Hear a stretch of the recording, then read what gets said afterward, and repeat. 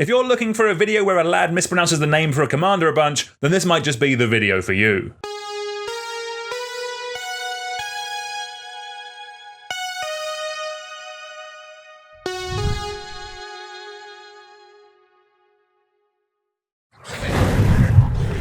Hello everyone, welcome back to Too Sweet MTG, welcome to another Commander Deck Tech. Today we're looking at Giada, Font of Angels. It is 1 and a white for a 2/2 legendary creature, Angel with Flying and Vigilance. It has each other Angel you control enters with an additional +1/+1 counter on it for each Angel you already control. As well as tap to add a white mana, spend this mana only to cast an Angel spell. Giada is a hell of a commander. It's the most popular mono-white commander by a fair distance, and with its reprint in Foundations, now is a great time to talk about this powerful Angel. What's cool about Giada is that it makes an Angel Matters deck much more viable. There's always been cool Angels in Magic, but the one issue as a deck that they generally had is that Angels for the most part are fairly expensive to cast. Giada, being a mana dork for Angels that we have access to in the command zone, means that we can always cast it on turn 2. It'll then help us cast the rest of our Angels ahead of curve for as long as it is in play. The other ability of making our Angels bigger when they come into play is also fantastic, as it rewards us for playing smaller Angels. Normally the most impactful Angels are like 4+ mana, but with Giada, we're rewarded for playing cheaper, less impactful Angels, because all of our Angels will come in with counters on them equal to the number of Angels that we control. That is honestly great, as not only does it help our curve and make the deck more consistent, but it means it doesn't matter if we draw the cheaper Angels later in the game, as if we have any kind of board state, they'll get made bigger when they come in by our commander. Giada really ties the whole deck together, and it's a really fantastic commander. One thing that we are going to be adding to the deck is a little Lifegain package. The reason for this is that a lot of cards that care about Angels also care about gaining life. This is some nice bonus synergy that's basically free for us to include, as it's either on Angels or cards that make Angels. This added package helps us out with things like our card draw, as normally a lot of white card draw tends to revolve around making small creatures, which isn't really a thing that this deck is going to be doing. What that all means is that this is going to be an Angels Matters deck with a Lifegain subtheme. We're going to run as many effects on Angels as possible, because the more Angels we have in play, the bigger the next Angel that we play will be, thanks to Giada. In terms of our game plan, it's going to be pretty straightforward. Early in the game, we're going to get out Giada and a bunch more ramp. We're then going to start casting or get into play as many Angels as possible to make a scary army of flying, feathered, radiant death. We'll then use some effects to buff them up, to swing through, turn them sideways and win the game. Before we move on, a quick note on how this video will work. We don't give full deck lists in this series, rather we break down the deck into all the different sections that the deck needs to function. We'll then tell you how many cards to run in each section and give you a bunch of options and suggestions for you to pick from. This way you can make the deck work for you, your playstyle, and your budget. Talking of budget, if you're thinking of picking up cards for this deck, please consider using our TCG Player affiliate link down in the description below. Using it helps the channel grow, and we greatly appreciate it and love you all. First up, let's talk about that Lifegain package. To me, this really adds a lot to the deck and gives it some extra synergy and strength. It also makes it more interesting than just jamming a bunch of Angels and Planes into a deck and calling it a day. First up, we have some effects that gain us life whenever we put an Angel into play. Cards like Seraph Sanctuary, Bishop of Wings, Dazzling Angel, and Righteous Valkyrie are all great at ticking up our life count all the higher, with the Righteous Angel also having the possibility of being an anthem as well. You then have a card like Shattered Angel, a cool card that gains us 3 life whenever a land comes into play under our opponent's control. This is fantastic in Commander, where we have multiple opponents. It's a great card to ramp out and put in early, as it'll gain us a bucket load of life over the course of a game. Next we have some very cool, very powerful Angels that have lifelink. Hitting our opponents with big flying lifelinkers is a great way to not only gain us some life, but also take out our opponents as well. Cards like Serra Ascendant, Gisela the Broken Blade, Baneslayer Angel, Boon-Bringer Valkyrie, Angelic Skirmisher, and Angel of Indemnity are all fantastic in a game of Commander, and what's best about them in this deck is that they all get made bigger by our Commander. What's really nice here is that there are a ton more lifelinking Angels that you can run, so you can really pick your favourites here. The reason that we're playing these Lifegain cards is because they trigger a bunch of cool payoffs. Take cards like Speaker of the Heavens, the Book of Exalted Deeds, Angelic Accord, and Valkyrie Harbinger for example. These all reward us for gaining life by making us a bunch of extra Angel tokens. Giada doesn't care if the Angels that we make are tokens, so these will all get +1/+1 counters as well. Or you have a card like Archangel of Thune. This puts a counter onto all of our creatures whenever we gain some life. It's just another great way of growing our board and making it all the scarier. What's great about the Lifegain package is that it can also help us out with some card draw. We have some effects like Dawn of Hope, Cosmos Elixir, and Well of Lost Dreams that all reward that life gain with some lovely card draw. This is just perfect for helping the deck draw more bomby Angels for us to cast. Talking of casting, let's move over to our ramp section next. As best as we might try, we're going to have a lot of expensive spells in this deck, so our ramp section is a little beefier than most decks to help with that. Ideally, we're looking for somewhere between 10 to 14 bits here. First up, in any non-green deck, we need to start with some mana rocks. These are just so bread and butter in the deck. Honestly, I would want at least 8 mana rocks that cost less than 2 mana. Your standard things like Soul Ring, Arcane Signet, Coldsteel Heart, Everflowing Chalice, Fellwar Stone, Marble Diamond, Mind Stone and Thought Vessel are all just really solid. This deck is nothing if it can't cast its angels, and yes, Giada will help, but these are the cards that actually let us play Magic, so don't scrimp on them in the deck. After that, we have some effects that can get lands out of our deck and put them into play. We don't get many of these effects in white, but cards like Loyal Warhound, Knight of the White Orchid and Wayfarer's Bauble are all great at giving us some ramp that doesn't die to some mass artifact destruction. You can also look at running effects that reduce the cost of our expensive angels. Cards like Pearl Medallion, Herald's Horn, Oketra's Monument, Starheim Aspirant, Urza's Incubator and Herald of War, or reduce the cost of our white angels. These are fantastic late in the game as it makes it easier to cast multiple angels in a turn. You then have a card like Dowsing Dagger, which if it is attached to a creature that connects for damage, it'll flip into the Lost Veil.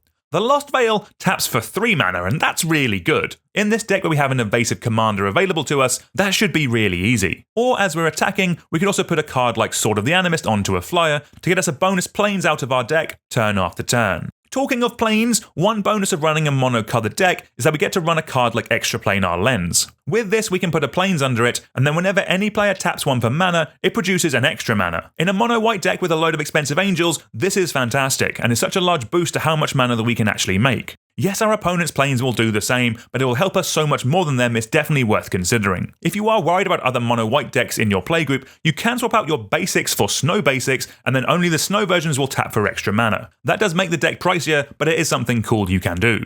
Next up, we have our card draw section. Having a bunch of cool angels stuck in our deck is not helpful. We need ways to get them into our hand in order to play them. First up, we have some angels that draw us some cards. Inspiring Overseer replaces itself when it comes in, and then Fire Main Commando draws us a card if we ever attack with 2 or more creatures. Spoiler, we will be doing that. We then have a card like Battle Angels of Tyre. An awesome angel that when it deals combat damage to a player, could draw us a card, it could make us a treasure, or it could gain us some life. The fact that this has Myriad though, so a version of this card is getting swung at each of our opponents, is nuts, and means we are sure to get something good out of it. We then have a card like Wojak Investigator, a great cheap angel that makes us a bunch of clue tokens on our upkeep that we can turn into card draw. Another angel that we can look at running is Exemplar of Light. With Giada in play, this will draw us a card when it enters the battlefield, and then with the Lifegain package, draws us a card once a turn whenever we gain some more life. Another great spell that you can look at running is Folk Hero. This is a fantastic card in any creature type matters deck, as it makes it so that if we have this and Giada in play, once a turn from then onwards, whenever another angel comes into play, we get to draw a card. That is just so consistent, you have to consider it. You then have a spell like Endless Atlas. This rewards us for being a monocolored deck running a bunch of lands with the same name, as with it we can tap it and pay 2 mana to draw us a card. We then have an effect that brings the Monarchy into the game with a card like Court of Grace.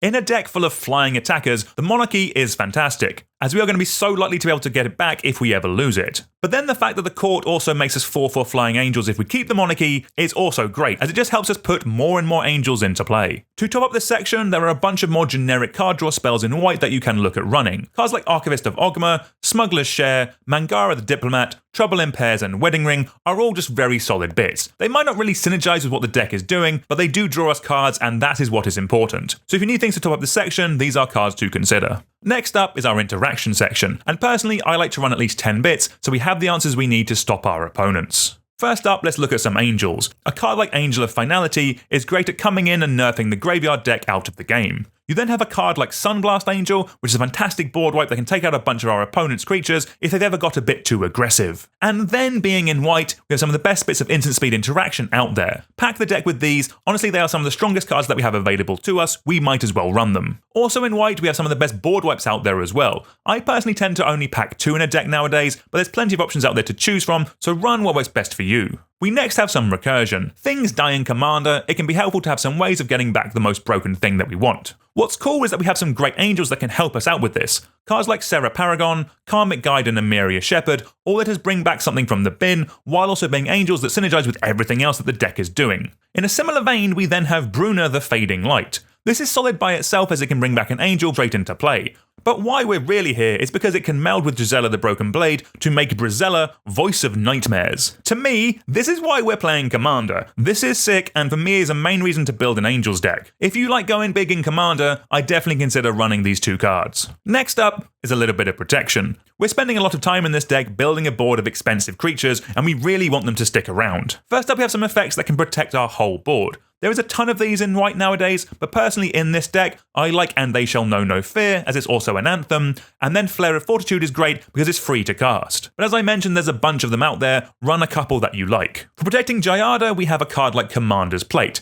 Very good if you have one, and if we have the mana, we can also stick it on an important angel later on in the game. Then we have the biggest angel of them all, with Avacyn, Angel of Hope. It gives everything indestructible, it's a nightmare for our opponents to deal with, and it's a great top end that can just win us the game. For a slightly easier version of that to cast, we have Saphara Sky's Blade. While it doesn't have indestructible, it giving our whole board indestructible is still really good. Okay, that's the bulk of the deck, let's go over some dedicated ways that we're going to be winning the game. First up, we have Norn's Choirmaster. This is a great angel that makes it so that when we attack with Giada, we will proliferate. And because all of our angels will have counters on them already, that means they will also get bigger and punch for more damage. What's nice is that this happens every time we attack, so it scales and is repeatable. You then have some more standard anthems on angels, with cards like Thraben Watcher and Angel of Invention.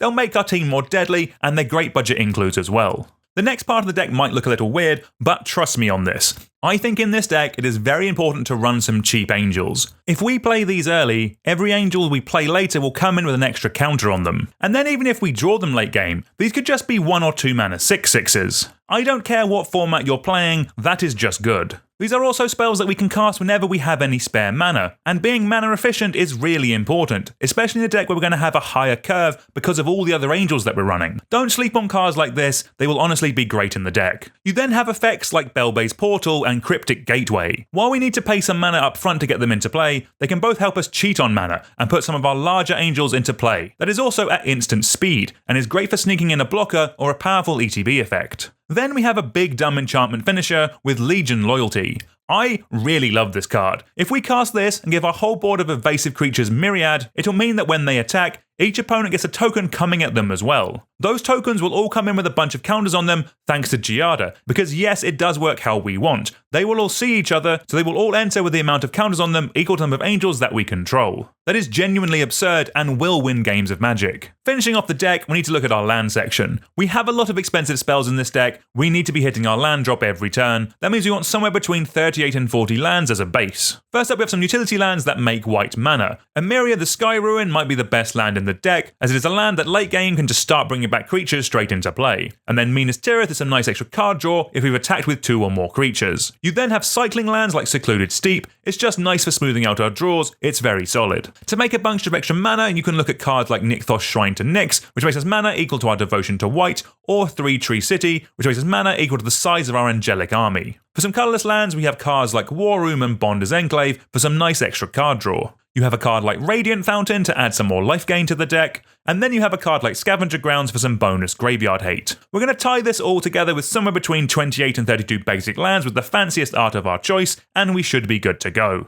Alright, thank you all very much for watching, hope you all enjoyed the deck tech. If there's any other commanders from Foundations that you would like me to take a look at, let me know down in the comments, might just take a look at them. Also, if you consider building this deck, please consider using our TCG Player affiliate link. It's down in the description below, helps us do new and cool things. Also, please remember to like, share and subscribe, all that good stuff, and until next time, I'll see you all soon. Goodbye.